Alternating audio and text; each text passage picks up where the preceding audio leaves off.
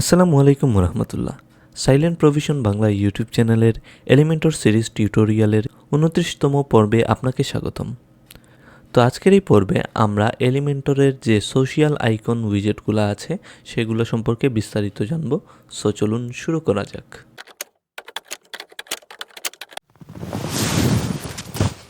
So এই জন্য প্রথমেই আমাদেরকে গত পর্বে যেগুলো ছিল ওইগুলো ডিলিট করে দিতে হবে। দেন হাতের লেফট সাইড থেকে সোশিয়াল আইকন যে উইজেটটা আছে এটাকে ড্র্যাগ এন্ড ড্রপ করে এজ ইউজুয়াল আমরা ছেড়ে দিব আমাদের সেকশনে। দেন দেখবেন এখানে সোশিয়াল আইকনের আন্ডারে 3টা সোশিয়াল আইকন চলে আসছে। তো 3টা social icon Facebook, Twitter, YouTube এরকম 3টা চলে এসেছে।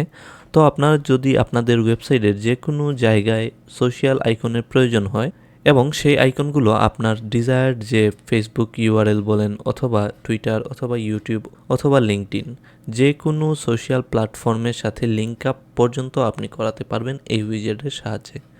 তো এখানে দেখতে পারতেছেন সোশ্যাল আইকনের আন্ডারে ফেসবুক, টুইটার, ইউটিউব আছে। আপনি চাইলে যে কোনো ধরনের সোশ্যাল মিডিয়া আপনার সাইটে অ্যাড করতে পারবেন সোশ্যাল মিডিয়ার আইকন এবং লিঙ্ক সহ।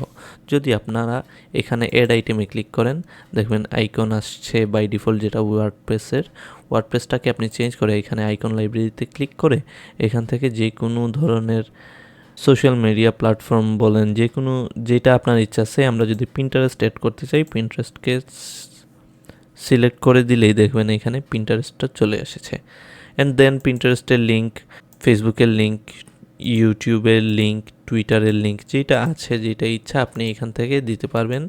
এই জায়গায় লিঙ্কের অপশনে গিয়ে কিভাবে লিঙ্ক আপ করাতে হয় সেটা অবশ্যই আপনারা জানেন। দেন আছে যে কালারটা এইখানে দেখতে পারতেছেন অফিসিয়াল, সবগুলোর কালার অফিসিয়াল, আপনি যেটা আছে এইটা ডিফাইন করে দিতে পারবেন অথবা কাস্টম কালারও আপনি এখান থেকে দিয়ে দিতে পারবেন।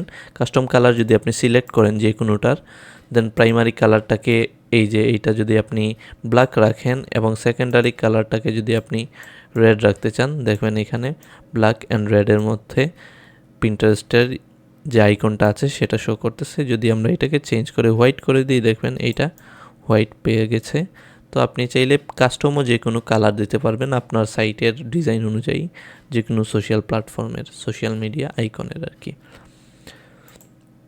তো এখানে মোটামুটি এ পর্যন্ত আমাদের ছিল এই সোশ্যাল আইকনের আন্ডারে, কন্টেন্টের আন্ডারে। এই যে সোশ্যাল আইকনগুলো আছে এগুলোর যে রাউন্ড শেপটা আছে এগুলো চাইলে আপনি স্কোয়ার শেপও রাখতে পারেন। এই যে দেখতে পারতেছেন স্কোয়ার শেপ।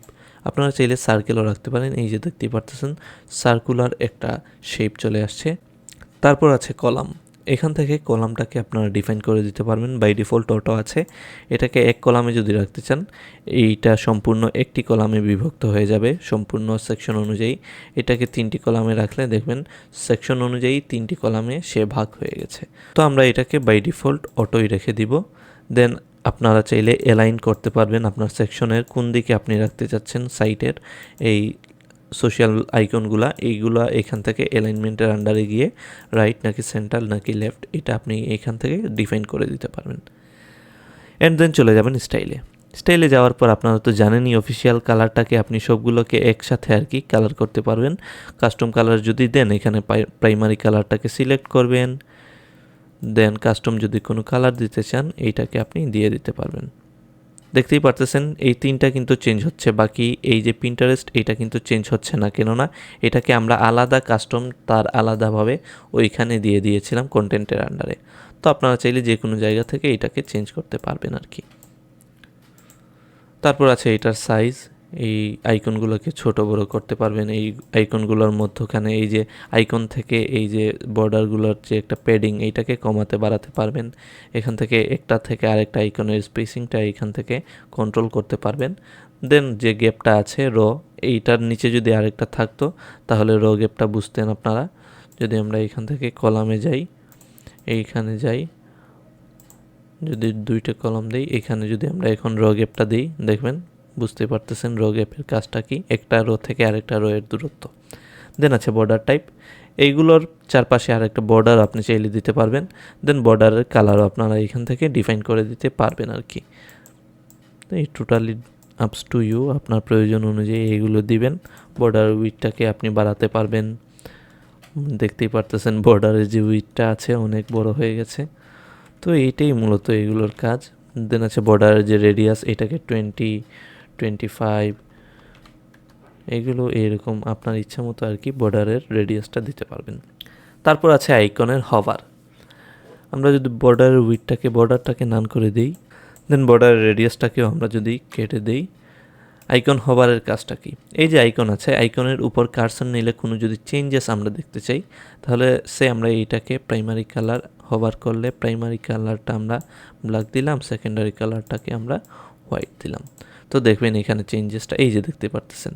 হভার করলে এই যে আইকনগুলোর প্রাইমারি সেকেন্ডারি যে কালারটা আছে এটা কিন্তু চেঞ্জ হচ্ছে। আমরা যদি এইটাকে চেঞ্জ করতে চাই, এটা কিন্তু বাই ডিফল্ট যেটা আছে ওইটার মতোই পাচ্ছে। এই জন্য আমরা যদি এইটাকে একটু চেঞ্জ করে দিই, রেড না দিয়ে আমরা যদি এটাকে গ্রিনিশ একটা কালার দিই, দেখবো এখানে এই যে চেঞ্জেসটা চলে আসছে। তো এইটাই মূলত আইকন হভারের কাজ। হভারে যদি কোনো অ্যানিমেশন দিতে চান, আপনারা এখান থেকে সিম্পলি হভারের অ্যানিমেশনটাকে ডিফাইন করে দিলে হভারের অ্যানিমেশনটা সেট হয়ে যাবে। তো এই ছিল মূলত আজকের ভিডিওতে আমি চেষ্টা করেছি আপনাদেরকে সোশ্যাল আইকন যে উইজেটটা আছে সেটা সম্পর্কে বিস্তারিত বলার। সো আজ এ পর্যন্তই, দেখা হবে নেক্সট পর্বে। সো এ পর্যন্ত ভালো থাকুন, সুস্থ থাকুন এবং আমাদের সাথে সাথে প্র্যাকটিস করতে থাকুন। ধন্যবাদ।